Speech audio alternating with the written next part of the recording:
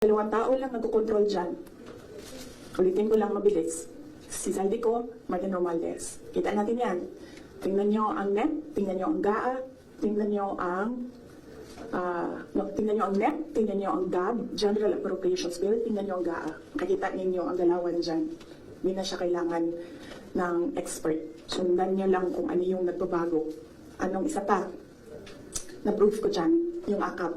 Diba? Nagtalo sila sa AKAP. Sinasabi ng mga senador, hindi naman namin nakita yan noon eh. Sabi ni Saldico, o diba?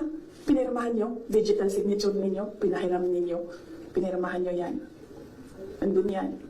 Wala nang Vitam na nangyayari. Ang sa akin lang, presidente ka, diba? So you have the full cabinet of experts, finance experts, nandyan sa iyo. So nakikita nila, diba? President, Mr. President, ito po yung NEP natin. Pero pagdating po sa GAB, ganito na po yung nangyari. Di ba magtatanong ka na, ano nangyari? Bakit naging ganito? Di ba?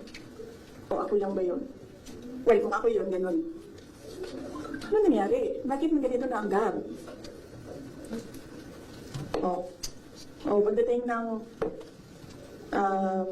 Senate, ano nangyari? Tingnan nyo. Bakit ganito na? Pagdating ng Bicam, diba? Merong daming insertions doon. Walang paper trail and then suddenly sa Bicam nandoon na. Uy, di ba magtatanong ka? Bakit ganito? Ano nang ginagawa sa budget? Well, hindi ko nakita yun ha. Hindi ko lang alam kung alam niya.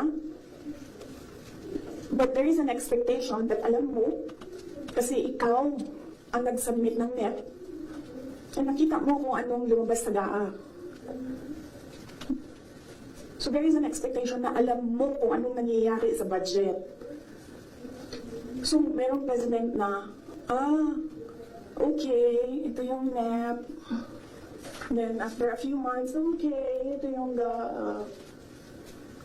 Wondering kung alam niya kung ano nasa page 2.